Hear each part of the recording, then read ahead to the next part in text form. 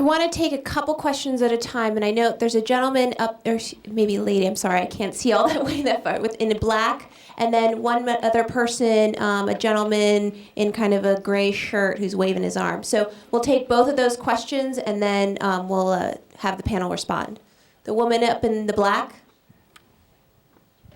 Hi, my name is Faith Tanney. I live in Northwest DC near the zoo. And I have a question for the gentleman from the Free Republic. I do appreciate your coming up forward because that would have been hard for me, given how your organization is alluded to. It is my understanding, and you're sitting right next to the director, so she could clarify if I'm wrong, that your organization, in fact, the head of your organization was invited to participate, to be in the documentary. Is that correct, Ms. Is not? No, actually, your organization is fairly secretive, right? No, there aren't too many people that you know who they are. And no, we didn't try to ask him to be in the film, but we would have liked to. We didn't. Okay. So, Well, we were contacted by the Ken Sunshine Company, which was doing promotion for the movie, and they said that they wanted to interview Jim for the film. And I ran it by Jim, and he said, I don't want to do it. He hardly ever does any interviews. That's why he has me. I volunteered to be a spokesman. He said, you go ahead and do it if you want. And I relayed that to them, and they said, they'd think about it, and never got back to us until got a call from the New York Post, page 6, wanted to know why they're calling Jim Robinson all sorts of nasty things, yeah. actually. Yeah. Coward, punk coward, those are only the kind ones. I'm trying to honor the request not to use swear Thanks. words. But at any rate, so obviously, Ken Sunshine was doing what he's supposed to do, was drum up publicity for the film.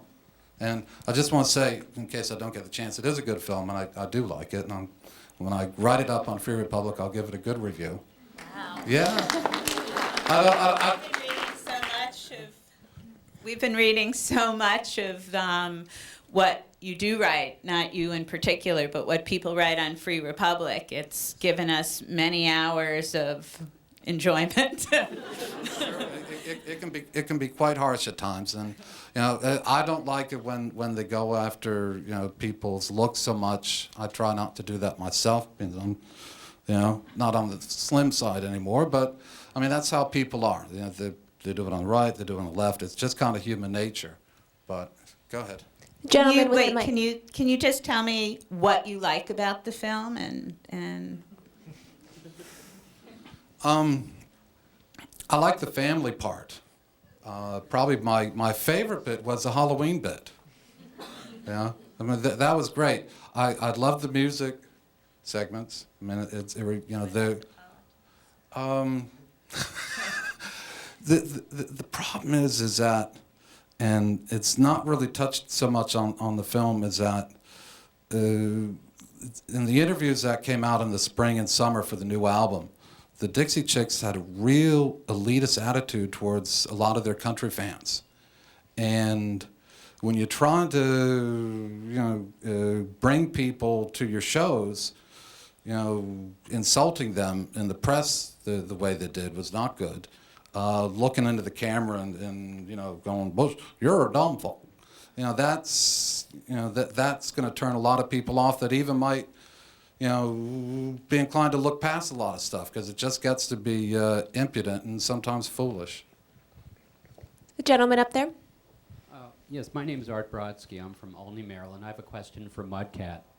In your book, you and Steve talk about this dichotomy between rednecks and Bubba, and the necessity of appealing to Bubba, and primarily what you gave as your examples from the Warner campaign about NASCAR and Dr. Stanley and all. So the question is, do you appeal to Bubba when the chicks say the things they do? Well, first I want to compliment on this. I didn't get anything elitist out of what I'm a Southern boy, I'm a Dixie dude, I guess you could say, or a Dixie Baba, but elitism, I think you might have, mistaken it I'm talking about the Chicks, you know, attitude. Maybe their name is the Dixie Chicks, and I think it was probably a little bit of Scots-Irish defiance as well. I don't think Bubba is affected one way or the other by this. I really don't. I don't think Bubba is especially sold on President Bush right now. As we said in the books, you know, first off, the big difference between rednecks and Bubbas are rednecks aren't registered to vote, you know, for any number of reasons. But no, I don't see it. I think that the Chicks are gonna be fine. I really do, because they did what was right. And you know, I still live under a Southern value system that says if you do things right and you tell the truth, that it's all that's going to come out of it is good. You know, and you know, maybe there's a bigger purpose for them than just being, you know, their legacy is country stars. All right, I want to take another group of questions. There's a gentleman right here, and then another gentleman right down here in a tie. So first, if you could ask your question, and then we'll get one more question, and we'll ask the panel. Hi, my name is Edward Jackson. I live here in D.C., and I wanted to say, number one, thank you to Free Republic, because I wasn't a Dixie Chicks fan until this whole thing blew up, and now I own all of their albums. I pre-ordered their album on iTunes before you could purchase it. And not only that, but I buy all of their albums in packages and gift them to other people. Second, I want to say that one of the problems that I have about this whole thing is I'm getting to my question. One of the problems that I have about this whole situation is the discourse and the negative tone that it's taken. And when you sit there on the stage and say that the Dixie Chicks had an elitist attitude about their country music fans, it demonstrates this perpetuation of misinformation.